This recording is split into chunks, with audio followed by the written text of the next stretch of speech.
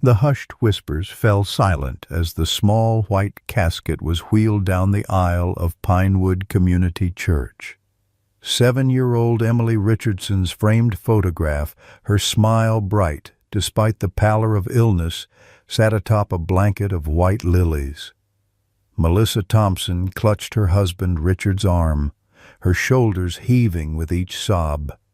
Pastor Brooks had just begun his somber eulogy when the heavy wooden doors burst open with a thunderous crack. A large German shepherd stood in the doorway, fur bristling, a low growl emanating from deep in his chest. "Maverick!" Margaret Wilson gasped, rising from her pew. "I'm so sorry he broke his leash." Before anyone could react, Maverick bolted down the aisle, launching himself at the casket with desperate determination. The mourners recoiled in horror as his powerful paws scratched frantically at the polished wood. "Get that animal out of here!" Richard shouted as Sheriff Cooper moved to intervene. But in the ensuing struggle, the casket toppled from its stand, the lid partially dislodging, and that's when everyone saw it small, unmistakable, impossible. Emily's tiny fingers twitching beneath the satin lining. Leave a like and share your thoughts in the comments along with the city you're watching from now. Let's continue with the story. Pinewood, Montana was the kind of small town where everyone not only knew your name, but could recite your family history back 3 generations.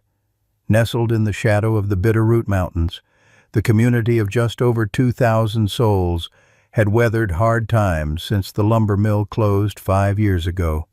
Winter had come early this year, and the Richardson-Thompson home on Willow Creek Road sat like a lonely Victorian sentinel at the edge of town, its gables heavy with snow. Emily Richardson had been the light of Pinewood since the day she was born. With her copper-colored curls and a laugh that bubbled up like spring water, she had a way of making everyone feel special.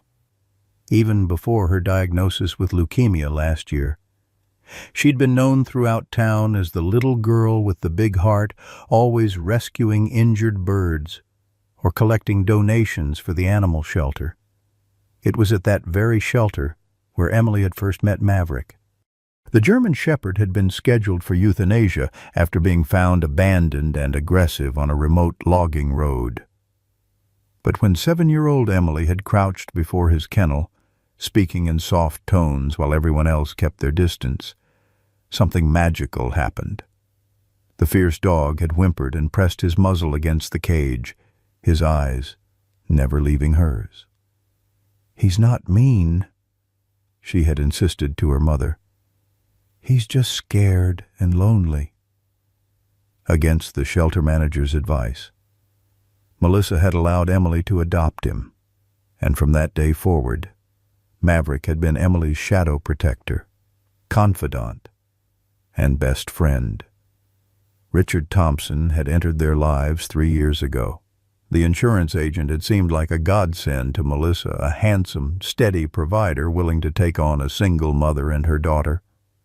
His calm demeanor and financial stability had been exactly what Melissa needed after Emily's father abandoned them. The town had approved of the match, especially Sheriff James Cooper, who'd gone to high school with Richard. Dr. Nathan Miller had been Emily's oncologist since her diagnosis, driving the 60 miles from Missoula for her treatments when the mountain roads permitted. A pragmatic man of science, with kind eyes behind wire-rimmed glasses. He'd become more than a doctor to Emily. He'd become her champion. Margaret Wilson, their 72-year-old neighbor with arthritis-gnarled hands and an endless supply of homemade cookies, had taken to watching Maverick whenever Emily had to stay in the hospital. "That dog," she often said, "has a human soul." The diagnosis had come on Emily's 6th birthday. What should have been a day of celebration turned into a nightmare when she collapsed during her party at the community park. Dr. Miller had delivered the news gently but directly: acute lymphoblastic leukemia, while Melissa crumpled into a waiting room chair, her world shattering around her. Richard had remained stoic, his arm around his wife's shoulders, asking practical questions about treatment options and survival rates. "She's young and otherwise healthy," Dr. Miller had assured them. "That works in her favor. Her chances are good with aggressive treatment." The first 6 months had been brutal. Emily's small body, once bursting with energy, became frail under the assault of chemotherapy. Her copper curls fell out in clumps, which she collected in a shoebox for the birds to make nests. Through it all, her spirit remained unbroken. She named her IV pole Mr. Skinny and decorated it with stickers. She comforted other children in the pediatric ward with hand-drawn cards and whispered encouragement. And always, whenever he was allowed, Maverick was there. The hospital had made an exception to their no pets policy after seeing Emily's dramatic improvement when the dog was present. Something about the German Shepherd's steady presence seemed to strengthen her.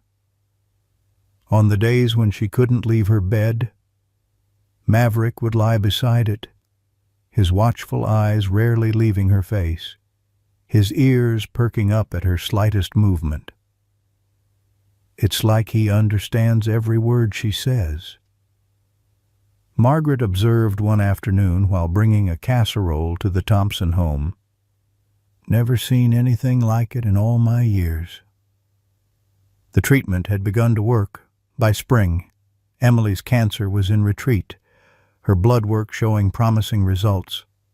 Dr. Miller had been cautiously optimistic. "We're not out of the woods," he warned, "but we're on the right path." It was around this time that Richard had a private conversation with their insurance agent. "Just being prudent," he explained to Melissa later as he placed a substantial life insurance policy for Emily in their home safe. "With her condition, we qualify for special coverage. God forbid anything happens. But we shouldn't have to worry about finances on top of everything else." Then, as summer turned to fall, Emily's condition took an unexpected downturn. Her previously improving blood work suddenly showed alarming results. Dr. Miller was perplexed. "This pattern is unusual," he remarked, reviewing her charts with a furrowed brow. "The cancer cells shouldn't be proliferating like this after responding so well to treatment." He recommended hospitalization, but Richard insisted they could care for her at home. "She's more comfortable there," he argued. "And Melissa is a former nurse. Between the two of us, we can manage her care and bring her in for treatments."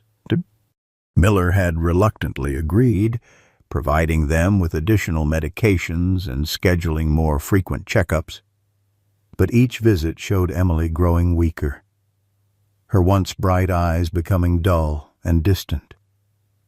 Maverick's behavior changed too. The normally calm dog became agitated whenever Richard administered Emily's special medicine. He would pace the room, whining and sometimes growling when Richard approached Emily's bed. Twice, Richard had to lock him out of the room entirely. "That dog is becoming a problem," Richard told Melissa one evening after Emily had fallen into a fitful sleep. "He nearly bit me today when I was giving Emily her medication." "He's just protective," Melissa replied, her voice hollow with exhaustion and worry. "He senses she's getting worse." The call came at 2:17 a.m. on a Tuesday. Sheriff Cooper, awakened by Richard's frantic voice, arrived to find Melissa collapsed beside Emily's bed, inconsolable. The little girl lay still, her skin waxy and pale in the dim light of her princess lamp. "She just stopped breathing," Richard explained, his voice breaking. "We were checking on her every hour. There was nothing we could do. Due to the late hour and Emily's known condition, Dr. Miller wasn't called until morning. By then, Richard had already contacted Pinewood Funeral Home. "I want her to have peace now," he told the funeral director. "No autopsy, no fuss. She suffered enough in life." Throughout the preparations for the funeral, Maverick had been inconsolable. Margaret, who'd taken him in temporarily, reported that he refused to eat and spent hours staring out her window in the direction of the Thompson house, occasionally releasing mournful howls that sent shivers through the neighborhood. "He's grieving," Margaret told Sheriff Cooper when he stopped by to check on her. "But there's something else, something almost human in the way he watches that house. It's like he's waiting." The morning of the funeral, Margaret had secured Maverick in her backyard with a new, reinforced leash. "I'm sorry, boy," she whispered, stroking his fur. "You can't go to the church. It would be too upsetting for everyone." But as she turned to leave, she failed to notice the intensity in the dog's amber eyes, or the way he immediately began working at the clasp of his collar with a determined purpose that went beyond animal instinct. By the time the funeral service had begun, Maverick had already broken free and was racing through the snow-covered streets of Pinewood, driven by something more powerful than grief, a desperate certainty that something was terribly wrong. The sanctuary erupted into chaos. Sheriff Cooper vaulted over 2 pews to reach the fallen casket, while Pastor Brooks attempted to restore order among the panicking mourners. But it was Dr. Miller who reached Emily first, his medical training overriding his shock as he pressed 2 fingers against her neck. "She has a pulse," he announced, his voice cutting through the commotion. "Someone call an ambulance now." Richard pushed through the crowd, his face ashen. "That's impossible," he stammered, reaching for Emily's hand. We checked." Maverick positioned himself between Richard and the casket, his teeth bared in warning. The dog's hackles rose as he issued a low, rumbling growl that stopped Richard in his tracks. "Maverick?" "It's okay," Margaret called, making her way down the aisle. "Let them help her." But the German shepherd wouldn't budge. His eyes remained fixed on Richard, a primal suspicion evident in his rigid posture. Dr. Miller worked quickly, checking Emily's vitals while Sheriff Cooper cleared space around them. "She's heavily sedated," Dr. Miller observed, lifting one of Emily's eyelids. "This isn't a natural sleep or coma." Melissa collapsed against a pew, her sobs giving way to hysterical laughter. "It's a miracle," she kept repeating. "My baby's alive. It's a miracle." The ambulance arrived within minutes, the paramedics maneuvering a stretcher down the narrow church aisle. As they transferred Emily from the casket, her eyelids fluttered briefly, and she whispered something that only Maverick, standing vigilant beside her, seemed to hear. The dog's ears pricked forward, and a new urgency entered his demeanor. "I'm riding with her," Dr. Miller informed the paramedics, his tone brooking no argument. "Sheriff, you might want to secure the Thompson house. Something isn't right here."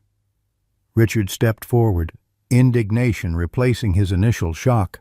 "What are you implying? Our daughter just came back to us, and you're treating this like a crime scene." Sheriff Cooper placed a restraining hand on Richard's shoulder.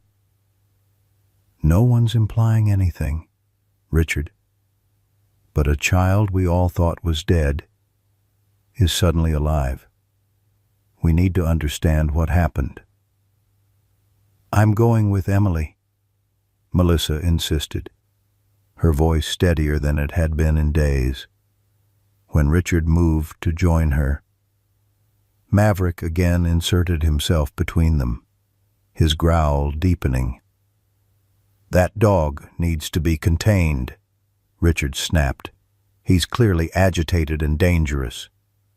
Margaret stepped forward, her aged hands surprisingly firm as she took hold of Maverick's collar. "I'll bring him to the hospital separately," she offered. "He won't settle until he sees she's okay." As the ambulance departed with Emily, Dr. Miller, and Melissa, Sheriff Cooper pulled Richard aside. "I need you to walk me through exactly what happened the night Emily died. I mean, the night you thought she died." The two men drove to the station in tense silence, the sheriff's mind racing with possibilities. None of them pleasant. 20 years in law enforcement had taught him to trust his instincts. And right now, every instinct was screaming that something was very wrong in the Thompson household. At Pinewood Memorial Hospital, Emily was rushed into the emergency department. Blood samples were drawn, monitors attached, and a battery of tests ordered. Dr. Miller hovered nearby, reviewing each result as it came in, his concern deepening by the minute. "These readings don't align with terminal cancer progression," he murmured to the attending physician. "But there are high levels of benzodiazepines in her system, much higher than any therapeutic dose I would have prescribed." In the waiting room, Melissa sat with her hands clasped so tightly her knuckles had turned white. When Margaret arrived with Maverick, the dog immediately went to Melissa, resting his head on her knee in an uncharacteristic gesture of comfort. "He knows something," Margaret said quietly, lowering herself into an adjacent chair. "Dogs always know." Melissa's hand trembled as she stroked Maverick's fur. "Richard said it would be peaceful," she whispered, so softly that Margaret had to lean closer to hear. "He said she wouldn't feel anything." Margaret's eyes widened, but before she could respond, a nurse appeared to inform them that Emily was stabilized and being moved to the pediatric intensive care unit. "She's breathing on her own, which is a good sign," the nurse explained. "But she hasn't regained consciousness yet." At the sheriff's office, Richard's story began to unravel under Cooper's careful questioning. The timeline didn't add up. The symptoms he described didn't match Dr. Miller's understanding of Emily's condition. And Richard's insistence on no autopsy, immediate cremation, and a closed casket service suddenly seemed suspicious rather than considerate. "I need to check on my daughter," Richard finally said, standing abruptly. "This has been traumatic for all of us. James, I know you're just doing your job, but my place is with my family right now." Sheriff Cooper nodded slowly. "Of course. But I'll need to continue our conversation later. And Richard, don't leave town." As Richard departed, Cooper immediately picked up the phone to call Judge Peterson for an emergency search warrant for the Thompson residence. Back at the hospital, Dr. Miller emerged from Emily's room with a grave expression. "I've ordered a comprehensive toxicology panel," he informed Melissa. "Emily's symptoms are consistent with benzodiazepine overdose, not cancer complications. Can you think of any way she might have accessed medication like that?" Melissa's face crumpled. She opened her mouth to speak, then closed it again, her eyes darting nervously toward the hospital entrance. "Melissa," Dr. Miller said gently, "if you know something that could help Emily, you need to tell me now." Before she could respond, Emily stirred in her hospital bed. Maverick, who had somehow slipped past the nurses into her room, gave a soft whine of recognition. The little girl's eyes fluttered open, confusion clouding her gaze until it landed on her beloved dog. A faint smile touched her lips. "Maverick," she whispered hoarsely, "you found me." Then her eyes widened in sudden fear. "Don't let Daddy give me the special medicine again," she pleaded, her small hand reaching for Maverick's fur. "It makes me go away." Dr. Miller and Melissa exchanged a horrified glance, the implications of Emily's words hanging in the air between them like a thundercloud. Outside the hospital room, Sheriff Cooper arrived with a grim determination etched on his weathered face, the search warrant for the Thompson house folded in his breast pocket, and a growing certainty that they were dealing not with a miracle, but with an attempted murder. The pediatric wing of Pinewood Memorial Hospital had never seen such activity. Nurses moved with efficient purpose between Emily's room and the monitoring station, while Dr. Miller conferred with specialists from Missoula via video call. The hospital administration had made an unprecedented exception to their pet policy, allowing Maverick to remain in Emily's room after witnessing her dramatic improvement in his presence. The German Shepherd maintained his vigil at the foot of her bed, amber eyes tracking every person who entered with discerning intelligence. Emily drifted in and out of consciousness throughout that first day, her small body fighting to metabolize the powerful sedatives in her system. When awake, she was disoriented but clung to Maverick's presence like an anchor. "Don't go," she would whisper whenever the dog shifted position, her thin fingers buried in his thick fur. Sheriff Cooper divided his time between the hospital and the Thompson residence, where his deputies were conducting a methodical search. The Victorian house, once the pride of Willow Creek Road, now felt like a tomb of secrets. In Richard's home office, they discovered a locked cabinet containing vials of medications, financial documents, and a journal written in a code that would require expert decryption. "Bag everything," Cooper instructed his team, "and check for hidden compartments, false bottoms in drawers, anywhere someone might conceal something they don't want found." By evening, Cooper had assembled enough preliminary evidence to justify holding Richard for questioning. The financial documents revealed mountain of gambling debts owed to some dangerous people in Missoula. The insurance policy on Emily was worth $500,000, an excessive amount for a child, with Richard listed as the sole beneficiary. Most damning were the internet search records on Richard's computer, undetectable poisons, mimicking cancer symptoms, and child dosage benzodiazepines. When confronted with this evidence, Richard maintained his innocence with the practiced confidence of an insurance salesman closing a difficult deal. "This is absurd, James," he said, addressing the sheriff by his first name, a reminder of their long friendship. "I've been researching Emily's condition extensively. Any parent would. Those searches were to understand her medications and symptoms." "And the gambling debts?" Cooper asked, sliding the bank statements across the interrogation room table. Richard's composure faltered momentarily. "A temporary financial setback. Nothing to do with Emily. $500,000 would clear those debts with plenty to spare," Cooper observed. Richard leaned forward, his voice dropping to an intense whisper. "Listen to yourself, James. You're accusing me of trying to murder my own stepdaughter for insurance money. Do you realize how crazy that sounds? I love Emily like she's my own flesh and blood." Cooper had known Richard Thompson for 20 years, had gone fishing with him, had attended his wedding to Melissa. Yet sitting across from him now, he felt he was looking at a stranger. "We'll be holding you for 48 hours while we continue our investigation," he said finally.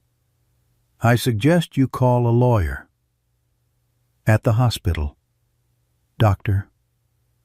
Miller's concerns deepened as Emily's test results came back. "Her cancer markers are significantly improved from her last test 2 months ago," he explained to Melissa, who sat rigid in a chair beside Emily's bed. "In fact, she's showing signs of remission. But there are other compounds in her blood that I can't explain, substances that wouldn't be part of any treatment protocol I prescribed." Melissa's face was a mask of exhaustion and fear. Dark circles hung beneath her eyes, and her hands trembled constantly. "I don't understand," she said, though something in her voice suggested otherwise. "Melissa," Dr. Miller said gently, "I think someone has been poisoning Emily while simultaneously reducing her prescribed medications. The combination would mimic worsening cancer symptoms while actually allowing her to improve. Then, a final overdose of sedatives would cause a death that, given her medical history, few would question." A sound somewhere between a sob and a moan escaped Melissa's lips. "No," she whispered. "He wouldn't. I didn't know. Sheriff Cooper needs to speak with you." Dr. Miller continued, "Whatever you know, however difficult, you need to tell him, for Emily's sake." As if summoned by his name, Sheriff Cooper appeared in the doorway of Emily's room. His expression softened at the sight of the sleeping child, so small and vulnerable among the hospital equipment. "Melissa," he said quietly, "we need to talk." In a family consultation room down the hall, Melissa's carefully constructed world finally collapsed. "Richard has a gambling problem," she began, her voice hollow. "I found out about 6 months ago when some men came to the house looking for him. They were not the kind of men you want to find on your doorstep." The story poured out of her: Richard's mounting debts, his increasingly desperate schemes to raise cash, the insurance policy he had insisted they take out on Emily. "He said it was just a precaution," she explained, tears streaming down her face. "With her diagnosis, it seemed reasonable." "When did you first suspect something wasn't right with Emily's care?" Cooper pressed. Melissa's gaze dropped to her hands. "About 3 months ago. Emily had been improving, but suddenly she was getting worse. I noticed her medications looked different. Sometimes the pills were similar, but not identical. When I questioned Richard, he said the pharmacy had switched to a generic brand. Did you believe him?" "I wanted to," she whispered. "God help me, I wanted to believe him.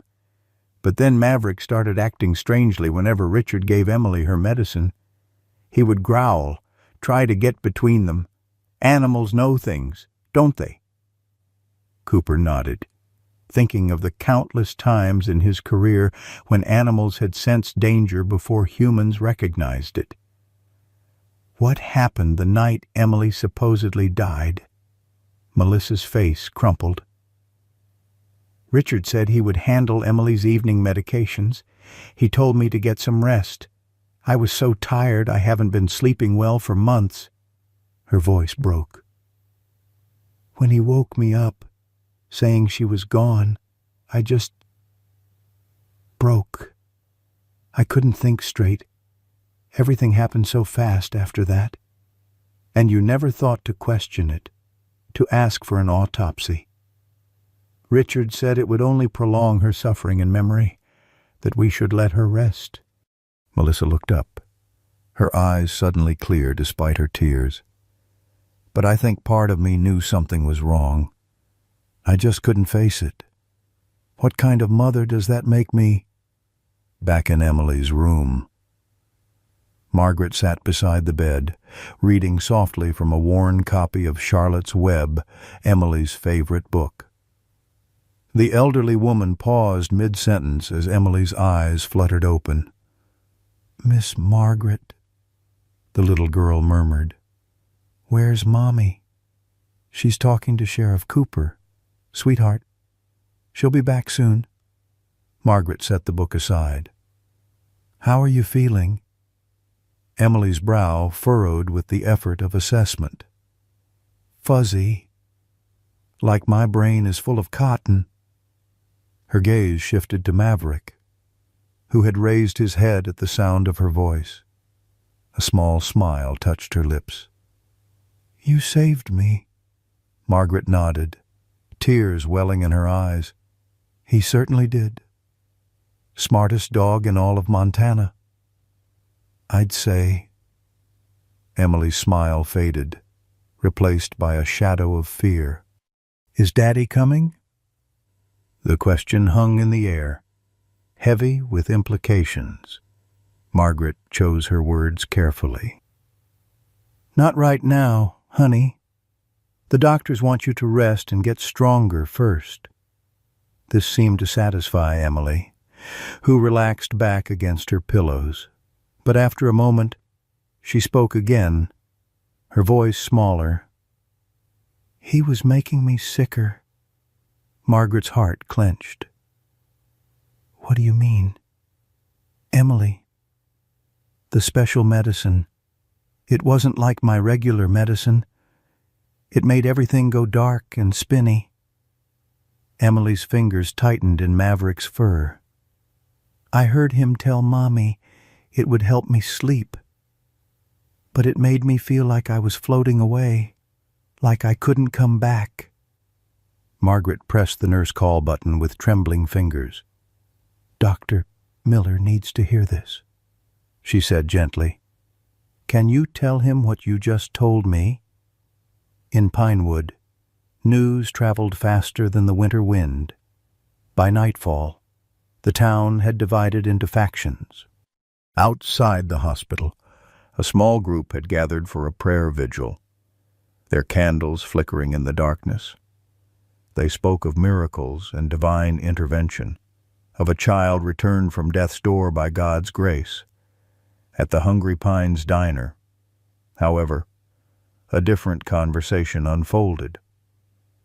"Always thought there was something off about Richard Thompson," Cal Harker declared over his coffee. "Too slick by half." "That's easy to say now," Martha Jenkins countered. "You were happy enough to have him sponsor the Little League team last summer." "What about Melissa?" someone else asked. "You think she knew what he was doing to that poor child?" The speculation continued, growing more elaborate with each retelling, the town's collective imagination filling in the gaps of a story too terrible to comprehend fully. Dr. Miller, oblivious to the town's rumor mill, focused solely on Emily's recovery. The toxicology results confirmed his worst fears. Emily had been systematically poisoned with a combination of drugs that mimicked worsening cancer symptoms while actually suppressing her natural immune response. The final dose had been intended to stop her heart entirely, but something had gone wrong with the timing or dosage. "She's young and resilient," he told Melissa and Sheriff Cooper. "With proper care and no further exposure to these substances, I believe she'll make a full recovery. In fact, her latest cancer markers are encouraging. She may be heading toward remission." Melissa wept at this news, relief and guilt warring on her face. "I should have known. I should have protected her." "There will be time to address all of that," Cooper said firmly. "Right now, our priority is keeping Emily safe and gathering enough evidence to ensure Richard faces justice." That evidence continued to mount as deputies discovered a hidden compartment in Richard's workshop containing vials of unmarked medications and detailed notes on dosages and timing. A background check revealed that Richard's first wife had died under questionable circumstances in Oregon 7 years earlier, another terminal illness, another substantial insurance payout. Emily, meanwhile, grew stronger each day. The fog of sedatives gradually lifted from her mind, bringing with it fragmented memories that she shared with Dr. Miller during their gentle conversations. She recalled Richard giving her special medicine that made her feel strange and disconnected. She described overhearing arguments between her mother and stepfather about her treatment. Most disturbing were her recollections of the night she died. "I couldn't move," she told Dr. Miller, Maverick's reassuring presence beside her. "I could hear everything, but I couldn't open my eyes or talk." Open.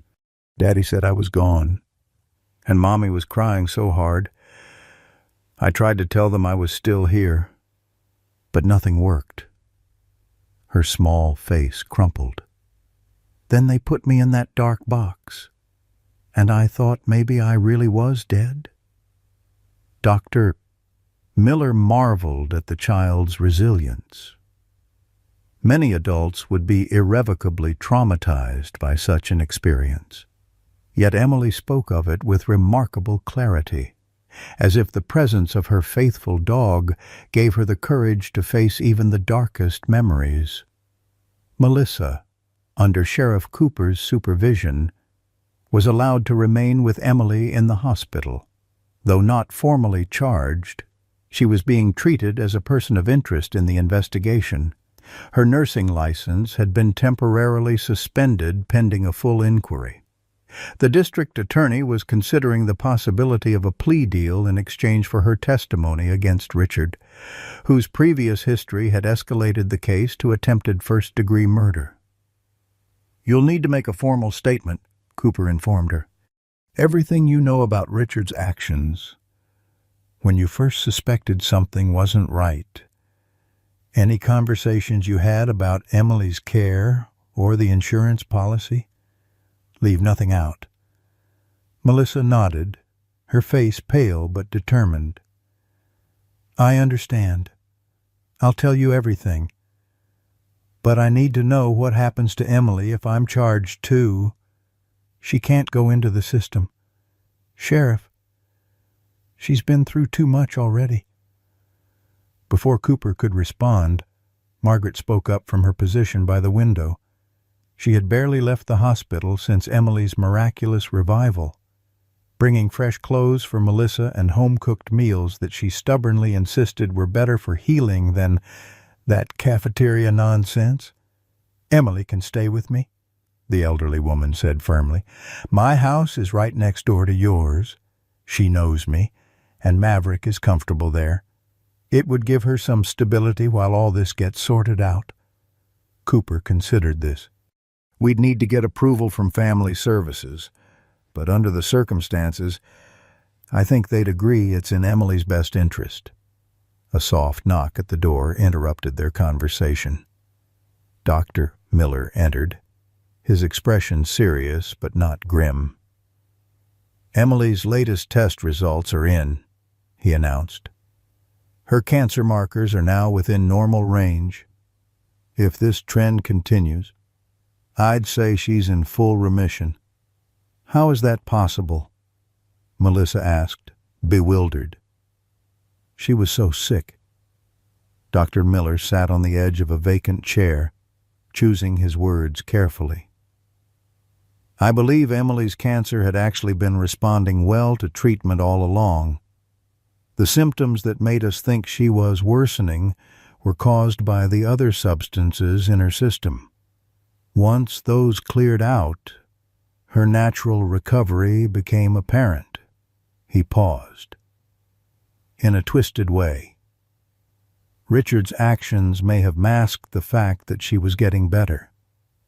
"So she's going to be okay?" Margaret asked, her voice quavering with emotion. "The cancer isn't going to take her.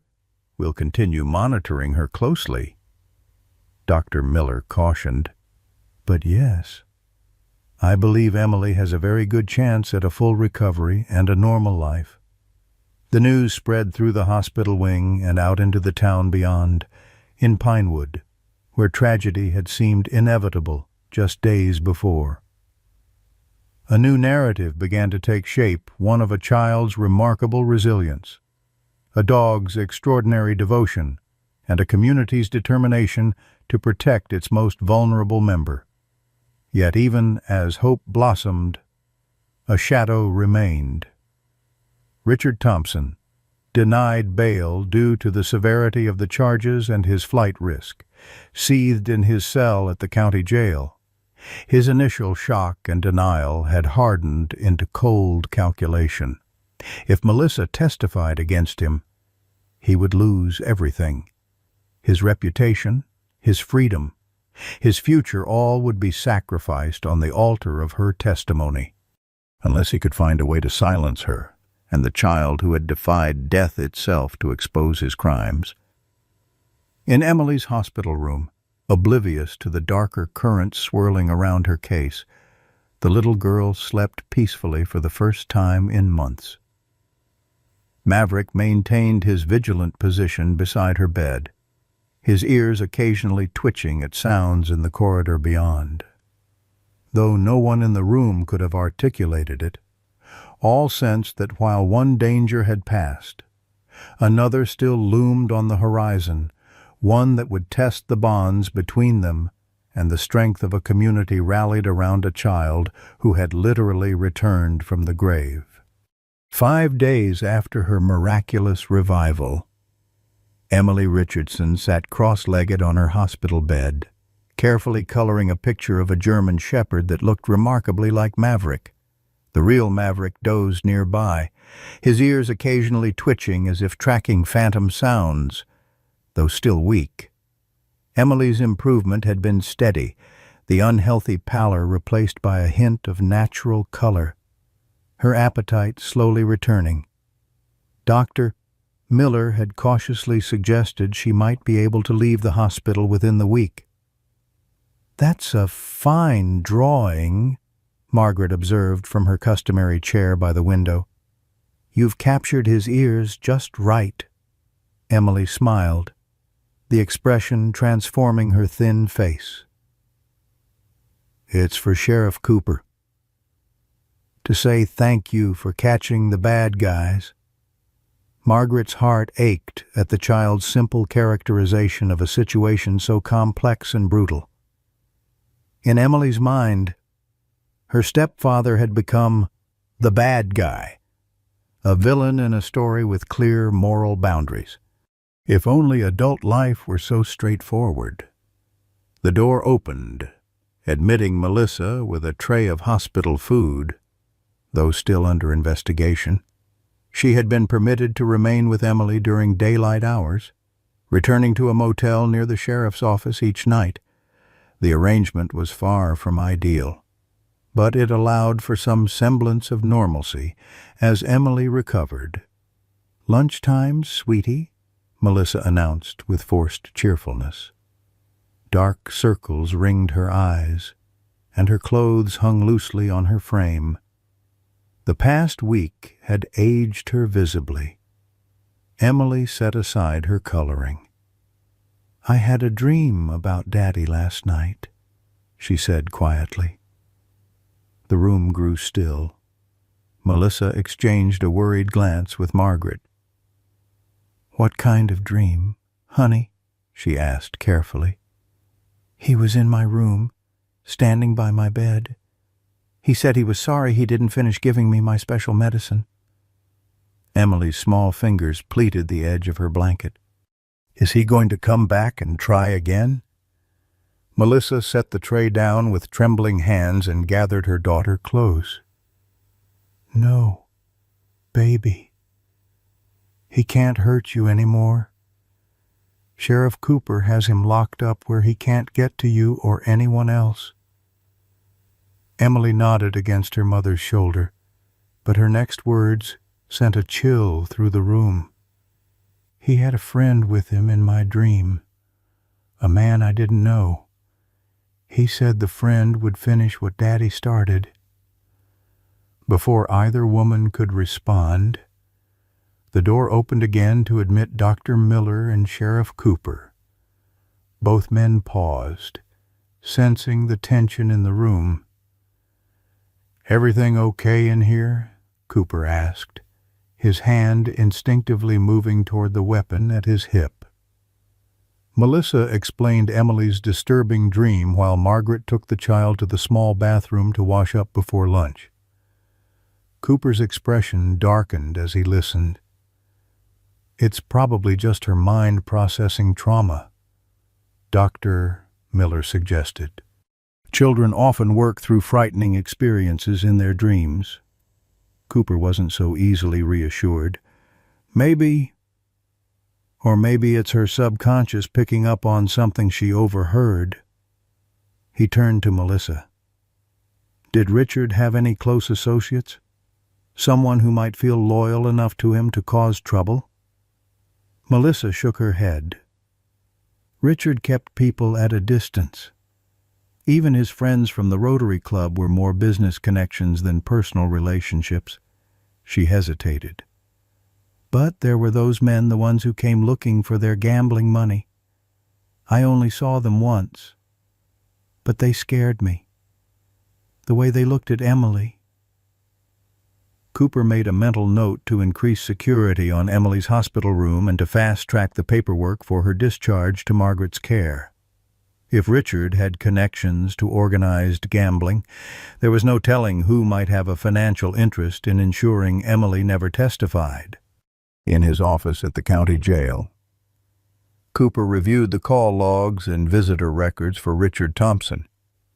Nothing unusual stood out. His court-appointed attorney had visited twice, but no one else had attempted contact. Prisoner phone calls were monitored and recorded. Richard had made none. "Too quiet," Cooper muttered to himself. Men like Richard didn't simply accept defeat.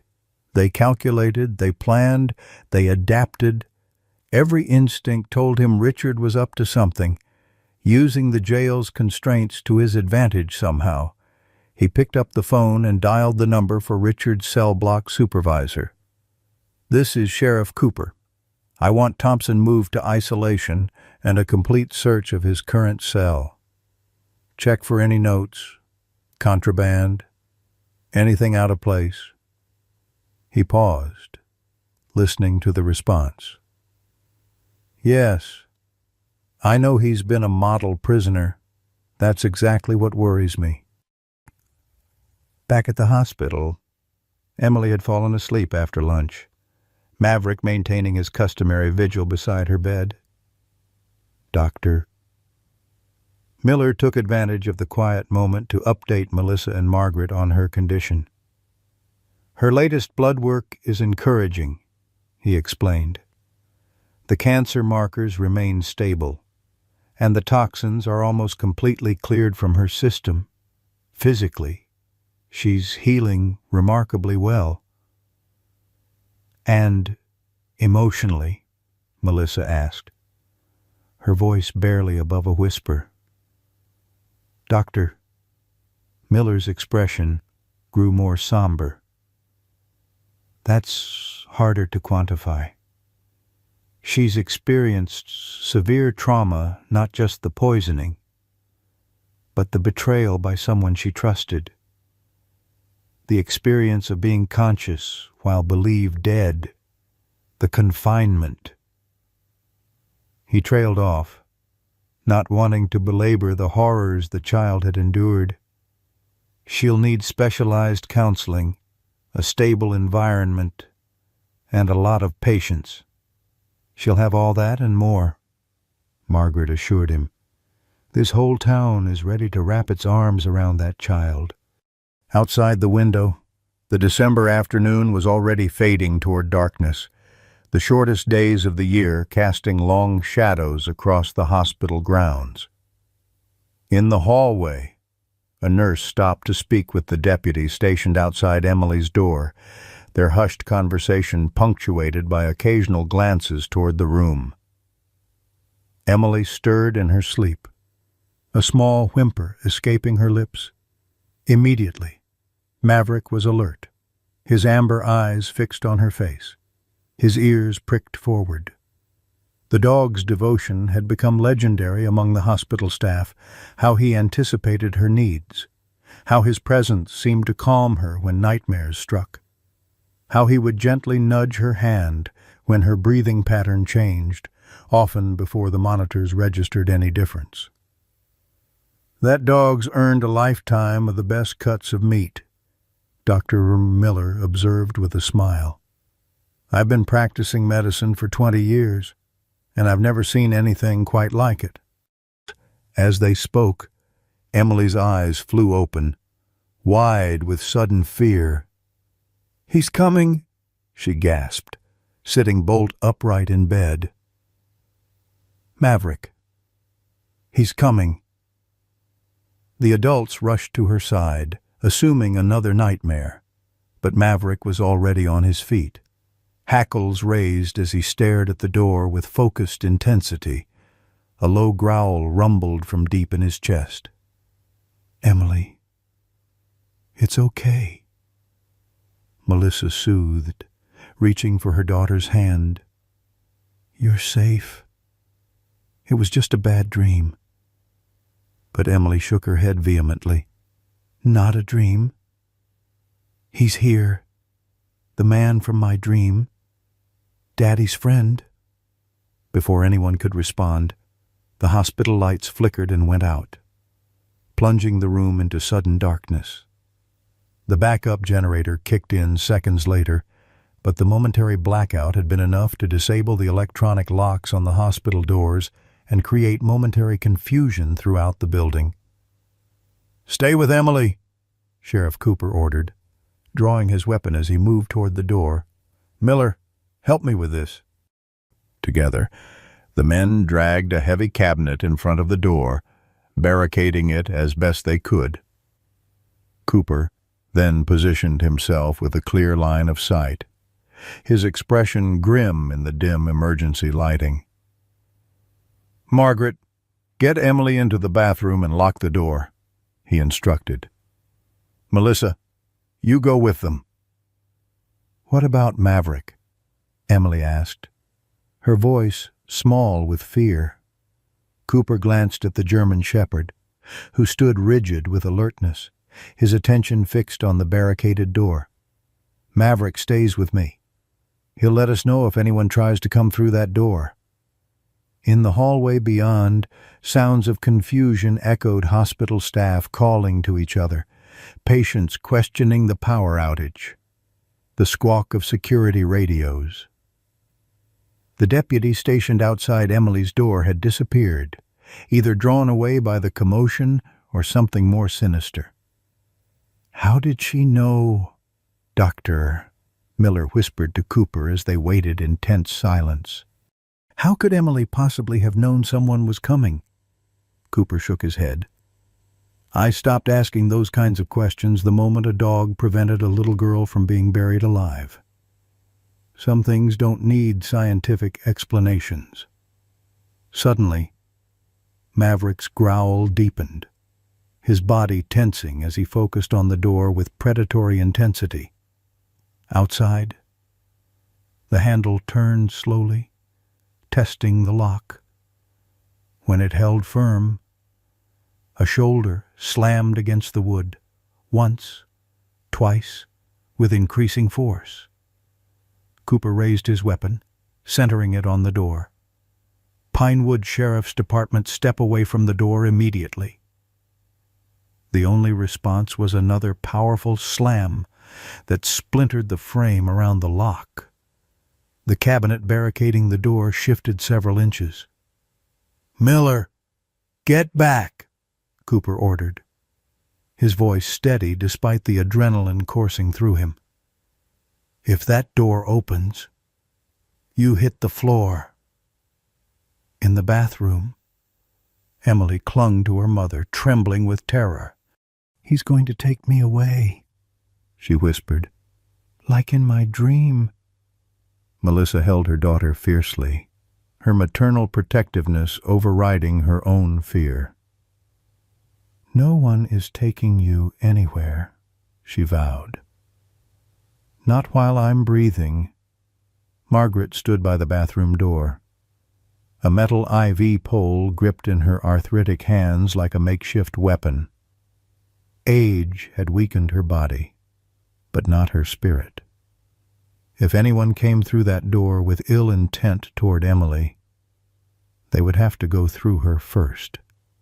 Another powerful blow sent the cabinet skidding across the floor, the door bursting open to reveal a man Emily had never seen before, but one she recognized instantly from her dream. Tall and wiry, with cold eyes and a surgical mask covering the lower half of his face. He surveyed the room with clinical detachment. "Where's the kid?" he demanded, his voice flat and emotionless. Cooper's weapon remained trained on the intruder's chest. "On the ground. Now hands where I can see them." The man smiled beneath his mask, unimpressed. "You won't shoot me in a hospital, Sheriff? Too many innocent people around. Too much paperwork." His hand moved toward his jacket pocket. "Now, I'm walking out of here with the girl, or things get messy for everyone." What happened next occurred so quickly that later accounts would differ in the details. As the intruder's hand emerged with a pistol of his own, Maverick launched himself across the room in a blur of fur and focused aggression.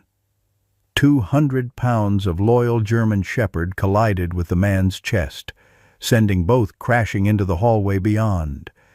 The gunshot that followed echoed through the hospital corridor, followed by screams from staff and patients. Cooper rushed forward, his own weapon still drawn, to find the intruder pinned beneath Maverick's weight. The dog's powerful jaws clamped around the wrist of his gun hand. Blood pooled on the linoleum floor, not from a bullet wound, but from the crushing pressure of canine teeth through human flesh. "Call it off!" the man screamed, his cold composure shattered by pain and terror. "Get this fucking dog off me!" Cooper kept his weapon trained on the intruder as he quickly kicked the dropped pistol away. "Maverick," he called firmly. "Release!"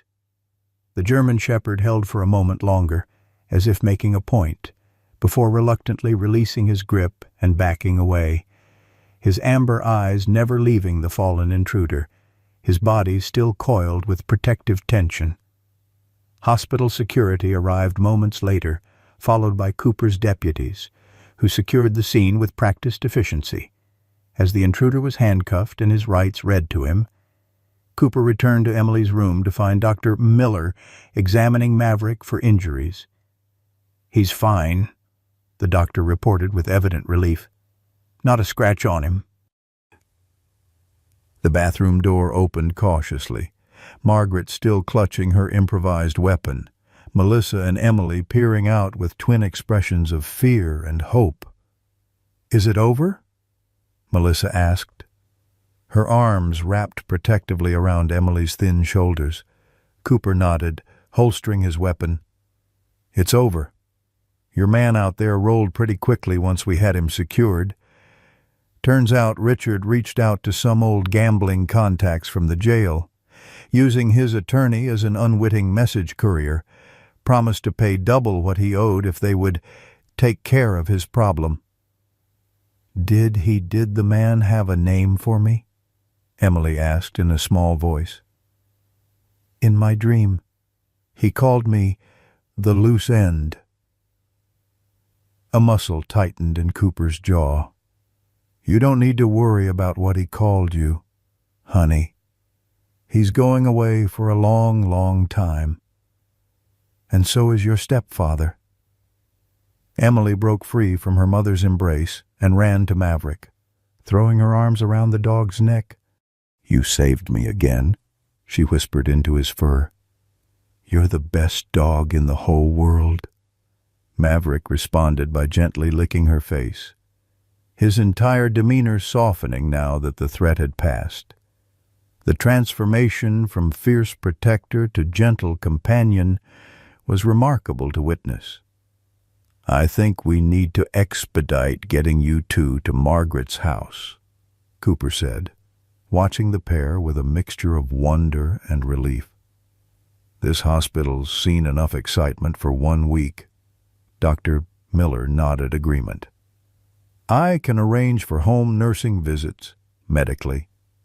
Emily would benefit from familiar surroundings and a more normal routine."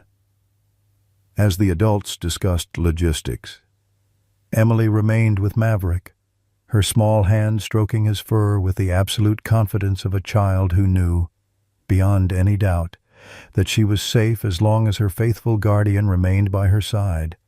Whatever nightmares might come, whatever challenges lay ahead in the aftermath of her ordeal, she would face them with the unwavering loyalty of a dog who had already twice prevented her burial, once literally, and now figuratively, as he helped ensure that the dark plans of those who wished her harm were themselves laid to rest.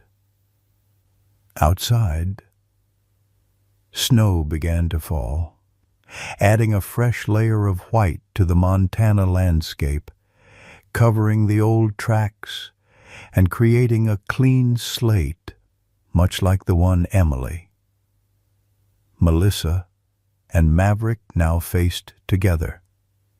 Their futures, unwritten but bound inextricably to one another through the extraordinary events that had transformed them all. The old Victorian house on Maple Street had stood for over a century, weathering Montana winters and summer storms with quiet dignity. Margaret Wilson had lived in it for 53 of those years, first with her husband Thomas, then alone after his passing. Its rooms had grown accustomed to solitude, to the gentle rhythms of an elderly woman's life. Now, those same rooms echoed with the tentative sounds of new beginnings, Emily's soft footsteps, Melissa's careful movements in the kitchen, Maverick's nails clicking on the hardwood floors as he maintained his constant vigil. 2 weeks had passed since the attack at the hospital. Emily's physical recovery continued to impress her doctors, but the emotional wounds ran deeper. Nightmares jolted her awake most nights, her small body drenched in sweat, her screams piercing the darkness until Maverick's reassuring presence and Melissa's soothing voice gradually calmed her racing heart. "She called out for him again last night," Melissa confided to Margaret over morning coffee, her voice barely above a whisper, though Emily was still asleep upstairs. "Not in fear this time. She was asking why Daddy wanted to hurt her, why he didn't love her enough to keep her safe." Margaret's weathered hands cupped her mug, drawing warmth from the ceramic. "There are some questions that don't have answers a child can understand. Maybe don't have answers at all." The two women had developed an unexpected partnership in caring for Emily Melissa, providing the maternal bond the child desperately needed. Margaret offering the stability and wisdom of her years. Between them stood Maverick, whose devotion to Emily had, if anything, intensified since leaving the hospital. The German shepherd slept outside her bedroom door, accompanied her everywhere, and seemed to anticipate her emotional needs with uncanny accuracy. Sheriff Cooper visited regularly, both to check on Emily's well-being and to update them on the case. The investigation had expanded beyond Pinewood to include authorities in Oregon, where Richard's first wife had died under similarly suspicious circumstances. Exhumation had been ordered, and preliminary findings suggested a similar pattern of poisoning. "He'll never see the outside of a prison again," Cooper assured Melissa during his latest visit. "Between the evidence we've gathered and the testimony from his hired man, The DA is confident of a conviction on multiple counts of attempted murder, conspiracy, and fraud. What about me? Melissa asked, her voice hollow. When will they decide about charges against me? Cooper's weathered face softened with compassion. The DA is still reviewing your case. Your cooperation has counted significantly in your favor. Dr. Miller's testimony about how Richard isolated you and manipulated information about Emily's condition is helping too. He hesitated. But I won't lie to you. Melissa, there will likely be some consequences. At the very least, negligence charges. Melissa nodded, accepting this with the resignation of someone who had already condemned herself more harshly than any court could. I deserve whatever comes, she said quietly. I failed her in the worst possible way. From the doorway, a small voice interrupted their conversation. You didn't fail me, Mommy. Emily stood there in flannel pajamas decorated with puppies. Maverick at her side as always. Her copper curls were beginning to grow back, forming a soft halo around her too serious face. You were scared too. Daddy was scary when he got mad. Melissa crossed the room and knelt before her daughter, taking the small hands in her own. Being scared doesn't excuse not protecting you. That's a mother's job, no matter what. Emily considered this with the solemn contemplation that had become characteristic since her ordeal. Maverick was scared, too, when the bad man came to the hospital. But he still protected me.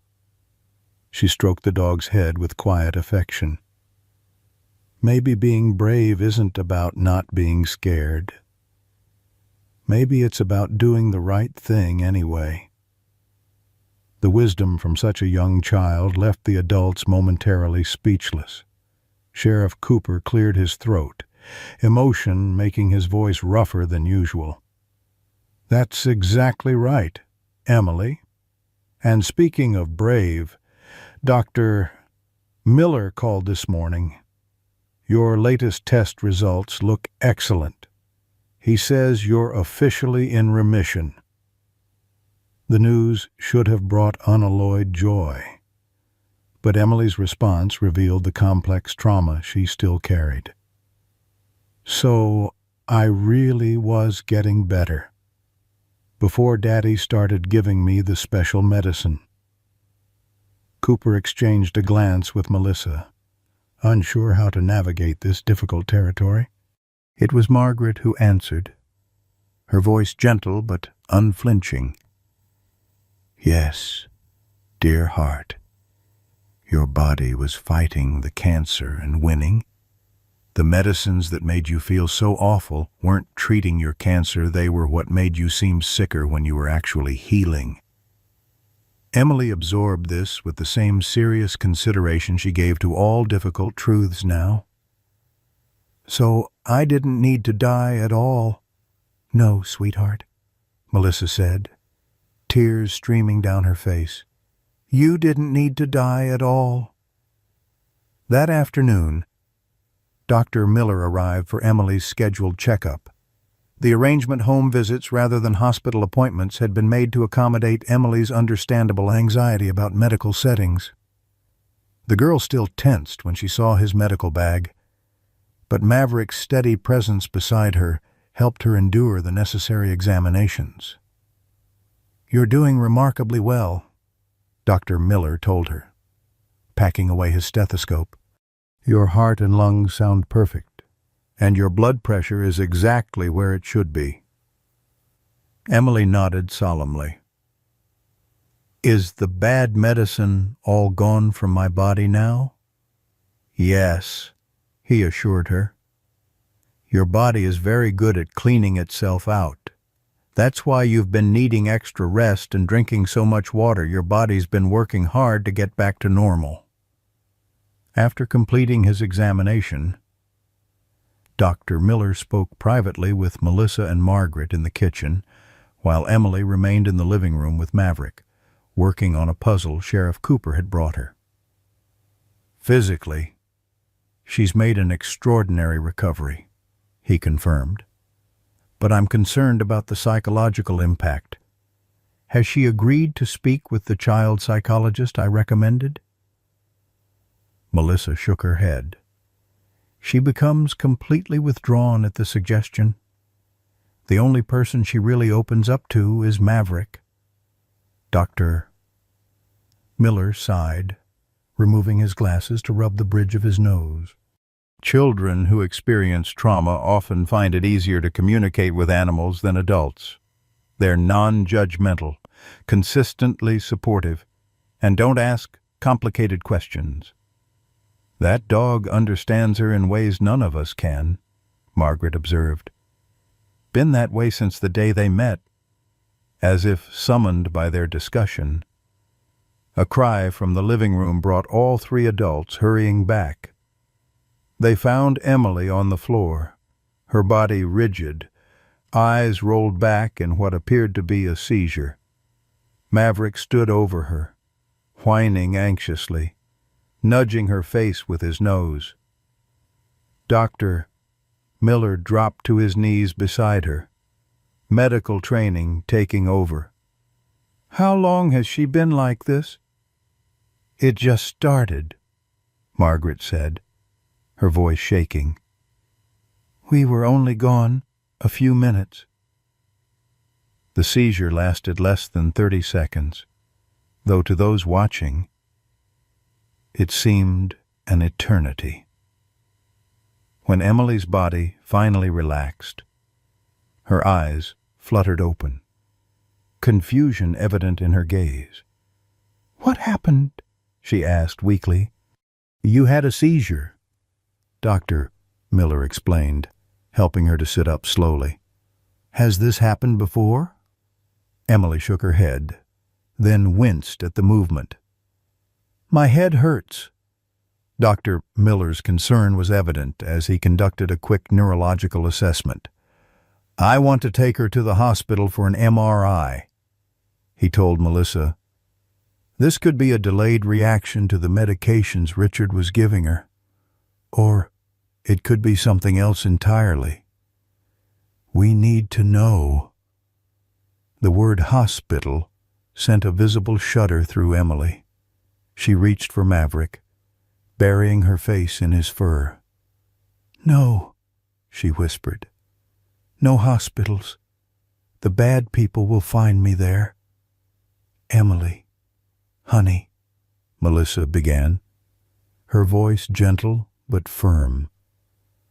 There are no bad people looking for you anymore. Richard and the man he hired are both in jail. They can't hurt you.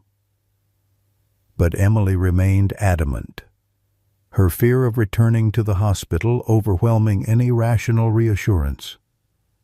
It was Margaret who offered a solution. What about Dr. Jameson's clinic? She suggested. He has an MRI machine for his sports medicine practice. It's small, private, nothing like a hospital. Dr. Miller considered this. That could work. I'll call him right away. As preparations were made for the trip to Dr. Jameson's clinic, Emily remained unusually quiet, her arms wrapped around Maverick's neck, her face buried in his fur. The German shepherd stayed perfectly still, allowing her to draw whatever comfort she needed from his presence. I'm scared, she finally whispered, so softly that only Maverick seemed to hear. The dog responded by gently licking her cheek, a gesture of reassurance that brought the first hint of a smile to her pale face. None of them could have predicted that this small medical event, a single seizure lasting less than a minute, would mark the beginning of a devastating setback in Emily's recovery. By nightfall, What had seemed like a cautionary medical check would reveal a truth more heartbreaking than anything they had yet faced. The poisons that Richard Thompson had administered to his stepdaughter had left damage far more profound and lasting than anyone had realized. The road to healing, already difficult, was about to become infinitely more challenging. And once again, the bond between a little girl and her extraordinary dog would be tested in ways none of them could have imagined. Dr. Jameson's clinic occupied a renovated Victorian building on Pinewood's main street, its medical purpose disguised by gingerbread trim and stained glass windows. Inside, however, state-of-the-art equipment hummed with technological efficiency. The MRI machine, a recent acquisition funded by a grant aimed at improving rural healthcare, dominated a room at the back of the clinic, its white circular opening resembling a giant's eye. Emily clutched Maverick's fur as Dr. Miller gently explained the procedure. "You'll need to lie very still inside the machine," he told her. "It makes loud noises, but those are normal. It's just taking pictures of your brain to help us understand why you had that seizure." "Can Maverick come with me?" Emily asked, her voice small with fear. Dr. Miller exchanged glances with Dr. Jameson. "I'm afraid not. Sweetheart, the machine uses powerful magnets that could hurt Maverick, but he can stay right outside the room where you can see him through the window." While this compromise was reluctantly accepted, as Emily was prepared for the scan, Maverick maintained his vigilant position beside her, only separating when absolutely necessary. The dog's anxiety mirrored the child's, his amber eyes tracking every movement of the medical staff with wary attention. "I've never seen such a bond between an animal and a child." Dr. Jameson remarked to Melissa as they watched Emily being positioned for the scan. "It's almost like they share a single nervous system." Melissa nodded, her exhausted face momentarily softening. "He's saved her life twice now. I think she believes he can save her from anything." "Let's hope she doesn't need any more saving," Dr. Jameson replied soberly. The MRI took 45 minutes, during which Emily remained remarkably still, her eyes fixed on the window where Maverick stood watch, his nose pressed against the glass. When it was over, the adults gathered in Dr.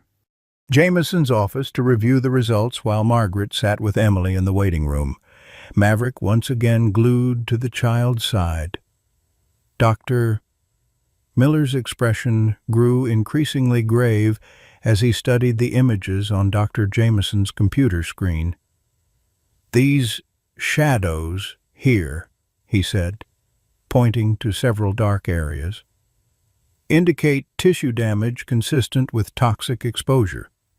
The substances Richard was administering have caused neurological impairment." "How severe?" Melissa asked, her voice barely audible. The two doctors exchanged somber glances. "It's significant," Dr. Miller admitted. "These areas control motor function, memory, and cognitive processing. The damage explains the seizure, and I'm afraid it's likely she'll experience more as well as other neurological symptoms." "Are you saying my daughter has brain damage?" Melissa's voice cracked on the final words. Dr. Miller nodded gravely. "Yes. And while children's brains have remarkable plasticity, ability to heal and create new pathways, some of this damage appears permanent." Melissa pressed her hand to her mouth, stifling a sob. "This is my fault. If I'd realized sooner what Richard was doing, if I'd protected her better." "This is Richard Thompson's fault," Dr. Jameson interrupted firmly. "He systematically poisoned a child for financial gain.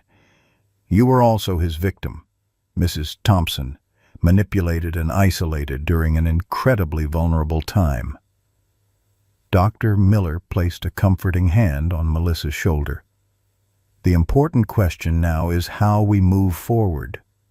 Emily will need specialized therapy, possibly medication to control seizures, and ongoing neurological monitoring. Will she? Melissa struggled to form the question. Will she ever be normal again? Neither doctor rushed to offer false reassurance. Emily's path will be different now, Dr. Miller said gently. There will be challenges, but with proper support, she can still have a full and meaningful life. In the waiting room, unaware of the devastating diagnosis being discussed, Emily leaned against Maverick's solid warmth, her fingers absently stroking his fur. "Do you think they'll let me go home now?" she asked Margaret. The elderly woman squeezed Emily's hand. "I expect so, dear heart. And tomorrow we can start planting those flower seeds you picked out for the window box." Emily smiled, a flash of her old self emerging through the trauma. "Maverick can help dig the holes," Margaret chuckled. "I'm not sure that's the kind of help we need, but he can certainly supervise." When Melissa emerged from the office, she had composed herself as best she could, though the redness around her eyes betrayed her recent tears. "Ready to go home, sweetie?" she asked, her voice only slightly unsteady. Emily nodded, standing up with the careful movements that had become habitual since her ordeal. "Is my brain okay?" she asked directly, with the uncanny perception that had marked her communication since her revival. Melissa hesitated, unwilling to burden her daughter with the full truth, but equally unwilling to lie. "The doctors found some areas that need special attention," she said carefully. "Dr. Miller wants you to start seeing some new doctors who can help your brain heal from what the bad medicine did." Emily absorbed this with her characteristic solemnity. "Am I going to die for real this time?" "No." Melissa knelt before her daughter, gripping her shoulders perhaps too tightly. "No, Emily, you're not going to die. You're going to need extra help for a while, maybe for a long time. Things might be harder than they were before. But you are going to live, and we're going to face whatever comes together." Maverick pressed against Emily's side, as if adding his silent affirmation to Melissa's promise. The child looked from her mother to her dog, then back again. "Okay," she said simply. "Can we go home now? I'm tired." That night, as Emily slept under Maverick's watchful protection, the adults gathered in Margaret's kitchen to discuss the difficult path ahead. Sheriff Cooper had joined them after his shift, bringing not only his official perspective, but the support of a man who had come to care deeply for this broken family. "I've spoken with the district attorney," he informed them, his voice low to avoid disturbing Emily upstairs. In light of these new findings about Emily's condition, they're prepared to offer Melissa a plea deal. No jail time, 5 years probation, and community service, in exchange for full testimony against Richard. Melissa nodded, relief and guilt warring on her face. "What about custody of Emily?" "You'll retain custody, but with supervision from family services for the first year," Cooper explained. "Given the circumstances and your cooperation, the DA is inclined to be lenient."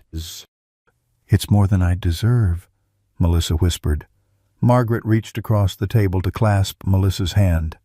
"It's exactly what Emily deserves, her mother by her side as she faces these challenges." The conversation shifted to practical matters: neurologists in Missoula, physical therapists, special education resources. financial assistance programs. The road ahead would be difficult, expensive, and long, but none of them was willing to let Emily walk it without every possible support. As they talked, a sound from upstairs caught their attention. Emily's voice, raised in distress.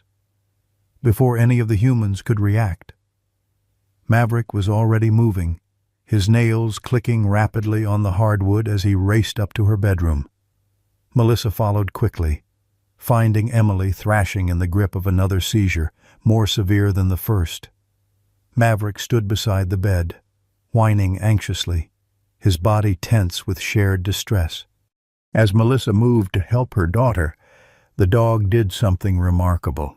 He jumped onto the bed and carefully positioned his body alongside Emily's, creating a barrier that prevented her from striking the wall during her convulsions.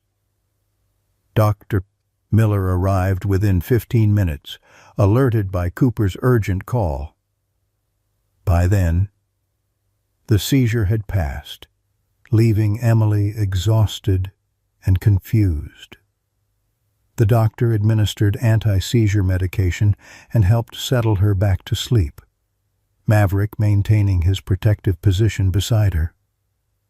The dog positioned himself to protect her during the seizure, Melissa explained, wonder temporarily replacing fear in her voice.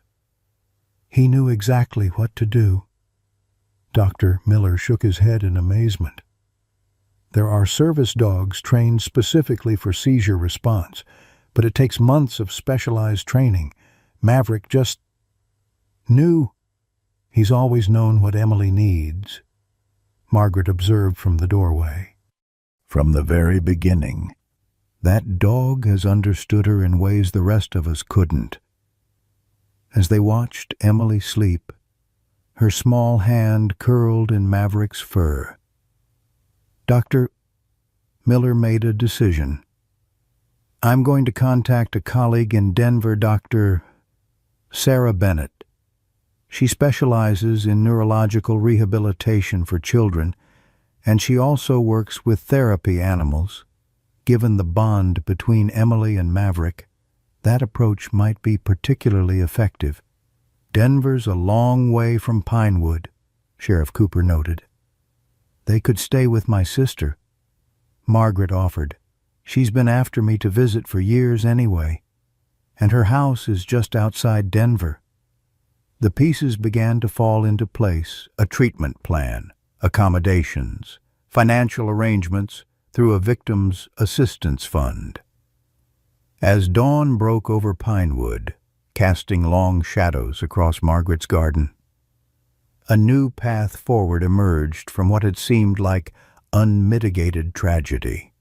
What none of them could have anticipated was the final, astonishing revelation that waited just days away, a truth about Richard Thompson's crimes that would redefine everything they thought they understood about Emily's ordeal and offer an unexpected ray of hope in the darkness that had engulfed them. When Emily awoke later that morning, weak from the seizure but clear-eyed, she stroked Maverick's head with gentle appreciation. "You helped me again last night," she told him. "You always know when I need you." The German shepherd responded by resting his chin on her knee, his amber eyes fixed on her face with unwavering devotion. In that quiet moment of connection between child and dog, there was a peace that transcended the medical diagnoses, legal proceedings, an uncertain future that surrounded them, a reminder that even in the darkest circumstances, love in its purest form remains a powerful force for healing. Summer came to Pinewood with a gentleness that belied the harsh winter before it. Margaret's garden burst into riotous bloom, butterflies dancing among the roses and lavender that Emily had helped plant. The window boxes flourished under the child's careful tending, their colors bright against the weathered Victorian siding. 6 months had passed since that snowy December day when a dog's desperate intervention had saved a little girl from being buried alive. 6 months of healing, of setbacks and small victories, of a community rallying around its most vulnerable member with a fierce protective instinct that rivaled Maverick's own. Emily sat on the porch swing, her copper curls now grown into a short bob that framed her face. At her side, as always, Maverick maintained his vigilant presence, his head resting on her lap as she read aloud from Charlotte's Web. Though her voice occasionally stumbled over certain words, one consequence of the neurological damage, her determination never wavered. She simply paused, tried again, and continued, her resilience a quiet testament to the human spirit's capacity for adaptation. She reads better to Maverick than to her tutors, Melissa observed, watching from the kitchen window as she helped Margaret prepare lunch. It's like she doesn't worry about making mistakes when it's just the two of them. Dogs don't judge, Margaret replied, slicing fresh tomatoes from her garden. That's why they heal us so well. The healing had been hard-won. Emily's condition had stabilized with medication, but the seizures still came occasionally, usually at night. The neurological damage manifested in subtle ways: a slight tremor in her right hand, occasional word-finding difficulties, moments of absence where she seemed to drift away from the present. Yet, for each deficit, she had developed a compensation, often with Maverick's assistance. When words failed her, she had learned to pause and stroke his fur, the rhythmic motion seemingly helping her brain find alternate pathways to express her thoughts. Dr. Bennett's treatment approach in Denver had proven remarkably effective. Recognizing the extraordinary bond between Emily and Maverick, she had incorporated the dog into every aspect of therapy. Maverick had been officially trained and certified as a service animal, though many of his most helpful behaviors had come naturally, without human instruction. The door opened behind Melissa, admitting Sheriff Cooper, who now made weekly visits that had little to do with official business and everything to do with the connection he'd formed with this unconventional family. "How's our girl today?" he asked, accepting the glass of iced tea Margaret offered. "Good day so far," Melissa replied. "No seizures last night, and she's been reading to Maverick all morning." Cooper nodded, his weathered face softening as he glanced toward the porch. "And how about you? Ready for tomorrow?" Melissa took a deep breath, setting down the plate she'd been drying.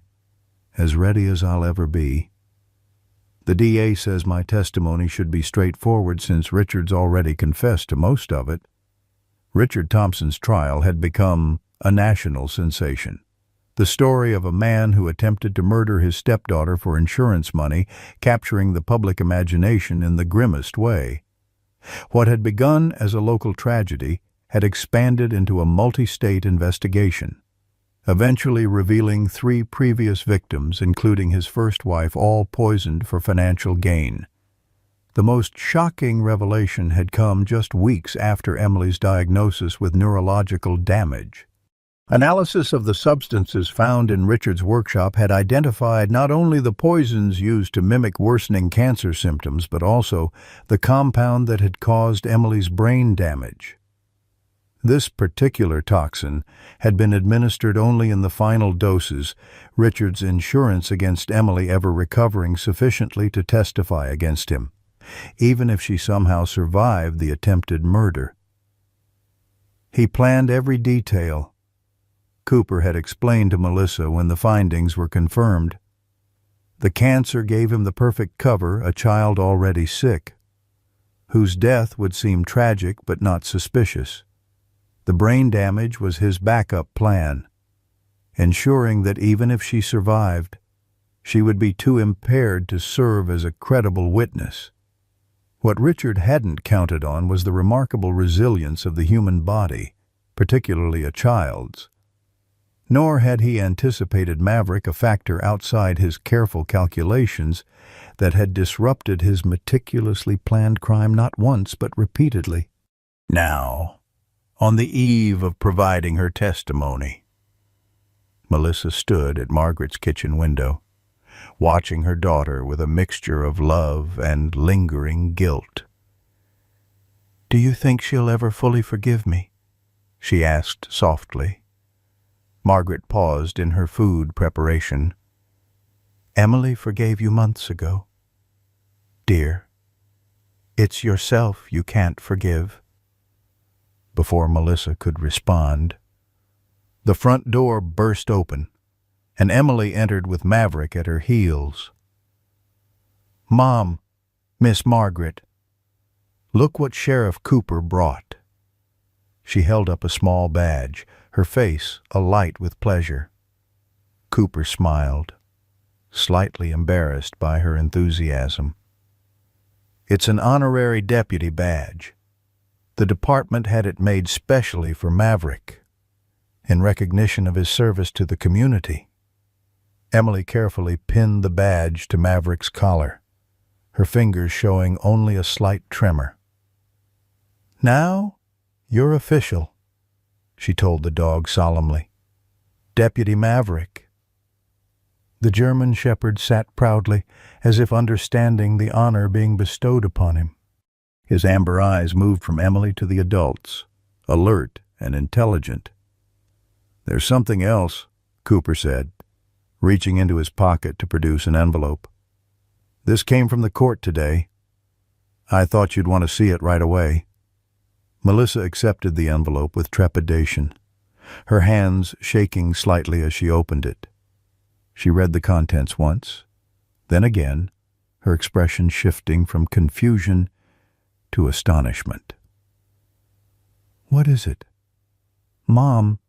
Emily asked, sensing the importance of the moment. Melissa looked up, tears filling her eyes. "It's from the judge handling Daddy's Richard's case. Because of the special circumstances, they're going to let Maverick accompany you in the courtroom when you have to testify. He's been officially recognized as your service animal and emotional support." Emily's face lit up with the first truly unguarded smile they had seen in months. "Did you hear that? Maverick, you get to come with me." She threw her arms around the dog's neck, burying her face in his fur, as the adults exchanged glances of relief and gratitude. Maverick maintained his dignified posture, the new badge gleaming on his collar, a symbol of the extraordinary journey that had transformed a rescue dog scheduled for euthanasia into a hero whose devotion had not only saved a life, but continued to heal it, day by day, with unwavering loyalty and love. Tomorrow would bring the trial and all its attendant stresses. But today, in this moment of unexpected joy, Emily was simply a little girl, embracing her beloved dog in a sun-dappled kitchen, surrounded by people who had become, through adversity and shared purpose, the family she needed to face whatever challenges still lay ahead. In our twilight years, we understand what truly matters, the unbreakable bonds that sustain us through life's darkest hours. Emily and Maverick's story reminds us that miracles still happen in this troubled world, not through divine intervention, but through the purest forms of loyalty and love. How many of us have faced betrayal from those we trusted, yet found strength in unexpected places like Maverick, who sensed what others couldn't see? Sometimes the greatest wisdom comes from listening to our instincts rather than logic. This faithful German shepherd, once abandoned and deemed dangerous, became a guardian angel with fur, teaching us that our pasts need not determine our purpose. As grandparents and elders in our communities, we recognize in Margaret's steadfast presence our own role to provide the stable foundation upon which broken families can rebuild. Emily's journey speaks to our deepest fears of vulnerability, of failing those we love, but also to our highest hopes: redemption, healing, and the creation of family bonds that transcend blood. In a world that often seems to have